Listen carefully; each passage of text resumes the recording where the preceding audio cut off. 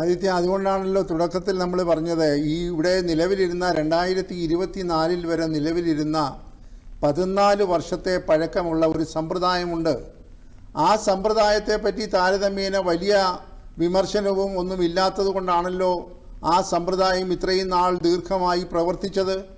അതും നന്നായി പഠിച്ച് വിദഗ്ധന്മാരുൾപ്പെടുന്ന സമിതികൾ കണ്ടെത്തിയതായിട്ടുള്ള ചില ഫോർമുലയും ചില ഇക്വേഷൻസും അതുപോലെ തന്നെ ചില നോർമലൈസേഷൻ സ്റ്റാൻഡർഡൈസേഷൻ പ്രോസസ്സും എല്ലാം കഴിഞ്ഞാണല്ലോ അത് നടത്തിക്കൊണ്ടിരുന്നത്.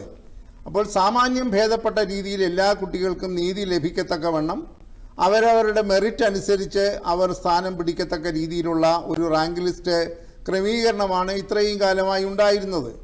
അപ്പോൾ എന്തുകൊണ്ട് ഇത് ഒരു രാത്രി കൊണ്ട് ഇതിനൊരു മാറ്റം വരുത്തി എന്നുള്ള ചോദ്യം വളരെ പ്രധാനമായി ഉയർന്നു നിൽക്കുന്നു. ആരെ പ്രീണിപ്പെടുത്താനാണ്? ആരുടെ പ്രേരണയാലാണ്? ഇതിൻ്റെ പിറകിലുള്ള ഉദ്ദേശം എന്താണ്? ഈ ചോദ്യങ്ങൾക്കൊക്കെ ഉത്തരം പറയേണ്ടത് ഉന്നത വിദ്യാഭ്യാസ മന്ത്രിയും ആ വകുപ്പുമാണ് എന്ന കാര്യത്തിൽ തർക്കമില്ല. ഞാനൊരു സാങ്കല്പിക ചോദ്യം, സാങ്കല്പികമല്ല, 2 ദിവസത്തിനകം ഉണ്ടാകാൻ പോകുന്ന സംഭവമാണ്. ഈ റിസൾട്ട് റാങ്ക് ലിസ്റ്റ് ബഹുമാനപ്പെട്ട മന്ത്രി കോഴിക്കോട്ടിരുന്ന് പ്രഖ്യാപിച്ചപ്പോൾ ആ ദിവസം തന്നെ സകല മാധ്യമങ്ങളും ദൃശ്യമാധ്യമങ്ങളൊക്കെ 1ഉം 2ഉം റാങ്കും കിട്ടിയ കുട്ടികളുടെ ചിത്രമെല്ലാം കാണിച്ചല്ലോ. പിറ്റേ ദിവസത്തെ അച്ചടി മാധ്യമങ്ങളിലൊക്കെ അവരുടെ പൂർണ്ണ ചിത്രങ്ങൾ, അവരുടെ മാതാപിതാക്കളുടെ ചിത്രങ്ങൾ, അവർ പഠിച്ച വിദ്യാലയത്തെക്കുറിച്ചുള്ള എല്ലാ നിരീക്ഷണങ്ങളൊക്കെ വന്നല്ലോ. ഞാനൊന്ന് ചോദിക്കട്ടെ, ഇനിയും പറയുന്നു. ഇന്ന് അല്പം മുൻപ് ബഹുമാനപ്പെട്ട ഉന്നത വിദ്യാഭ്യാസ മന്ത്രി പറഞ്ഞു, ഞങ്ങൾ 2014 സമ്പ്രദായത്തിലേക്ക് പോകുന്നു എന്ന് പറയുമ്പോൾ ഇതാ അടിമുടി ഇപ്പോൾ പ്രസിദ്ധീകരിച്ച റാങ്ക് ലിസ്റ്റ് മാറാൻ പോവുകയാണ്. അപ്പോൾ വലിയ സംഭവമൊന്നും നടക്കുന്നില്ല എങ്കിൽ പോലും ആ കുട്ടികളുടെ പ്രായത്തിലുള്ള അവരുടെ മനോവികാരത്തെ നമ്മളൊന്ന് ഭാവനയിലെങ്കിലും കാണാൻ ശ്രമിക്കണം. ആ കുട്ടികളുടെ രക്ഷിതാക്കളുടെ വികാരത്തെ നമ്മളൊന്ന് കാണാൻ ശ്രമിക്കണം, മനസ്സിലാക്കാൻ ശ്രമിക്കണം. എന്തൊരു സങ്കടകരമായ, അവരുടെ കുറ്റം കൊണ്ടാണോ ഇത് സംഭവിച്ചത്? അവരാരെങ്കിലും ഇതിന് ഉത്തരവാദികളാണോ? അതുകൊണ്ടാണ് ഞാൻ തുടക്കത്തിൽ പറഞ്ഞത്, യാതൊരു തരത്തിലുള്ള അവധാനതയും പഠനവും ഇല്ലാതെ, ഒരു തരത്തിലുള്ള വിവേകവും കാട്ടാതെ, സാമാന്യ ബുദ്ധി പോലും കാണിക്കാതെ നമ്മളിപ്പോൾ ഈ അടുത്ത സമയത്ത് ആവർത്തിച്ച് ഉപയോഗിച്ചുകൊണ്ടിരിക്കുന്ന ഒരു ഫ്രേസ് ഉണ്ടല്ലോ, സിസ്റ്റമിക് ഫെയിലിയർ. സിസ്റ്റത്തിൻ്റെ തകരാറാണ്.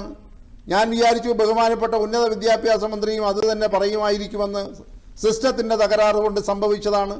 എന്തായാലും ഭാഗ്യവശാലോ ദൗർഭാഗ്യവശാലോ അവരത് പറയുന്നില്ല. എങ്കിലും അതാണ് ഉദ്ദേശിക്കുന്നത്. അങ്ങനെയെങ്കിൽ ഈ പറയുന്ന ആളുകളുടെയൊക്കെ ജോലി എന്താണ്? ഇങ്ങനെ തകരാറിലാകുന്ന സിസ്റ്റത്തിന് മേൽനോട്ടം വഹിക്കാനാണോ ഈ ഉന്നത വിദ്യാഭ്യാസ മന്ത്രിയും അതുപോലെയുള്ള മറ്റ് മന്ത്രിമാരും ഇരിക്കുന്നത്? ഇത് ഈ മന്ത്രിസഭയിൽ കൊണ്ടുവന്ന തീരുമാനമെടുത്തത് തന്നെ നേരായ വഴിയിലാണ് എന്ന് മനസ്സിലാക്കാൻ വളരെ പ്രയാസമാണ്. ഇത് മന്ത്രിസഭയിലെ 21 അംഗങ്ങൾ, മുഖ്യമന്ത്രി ഉൾപ്പെടെയുള്ള ആളുകൾ വേണ്ട രീതിയിൽ ഇതിൻ്റെ പ്രത്യാഘാതങ്ങളെക്കുറിച്ച് പഠിച്ചിട്ടുണ്ടോ? ഈ കൊണ്ടുവരുന്ന നിർദ്ദേശത്തിൻ്റെ ഉദ്ദേശ ലക്ഷ്യങ്ങൾ എന്താണ്? ഇതാരെ സഹായിക്കാനാണ്? ആരുടെ പ്രേരണയാലാണ്? ഈ തരത്തിൽ അതിൻ്റെ നാനാവർഷമായിട്ടുള്ള കാര്യങ്ങളെ സംബന്ധിച്ച് ആലോചിച്ചിട്ടുണ്ടോ എന്നുള്ള കാര്യത്തിൽ വളരെ സംശയിക്കേണ്ടിയിരിക്കുന്നു. മറ്റ് 20 മന്ത്രിമാരുണ്ടല്ലോ ഉന്നത വിദ്യാഭ്യാസ മന്ത്രി കൂടാതെ. അവരൊക്കെ ഇത് പഠിച്ചിട്ടാണോ ഒരു മന്ത്രിസഭയിൽ? സ്വാഭാവികമായി നമ്മളെപ്പോലുള്ള ആളുകളല്ലേ പൊതുസമൂഹം പ്രതീക്ഷിക്കുന്നത് ഒരു കൂട്ടായ തീരുമാനമാണ്, ഒരു സംസ്ഥാനത്തെ ബാധിക്കുന്ന കൂട്ടായ തീരുമാനമാണ്.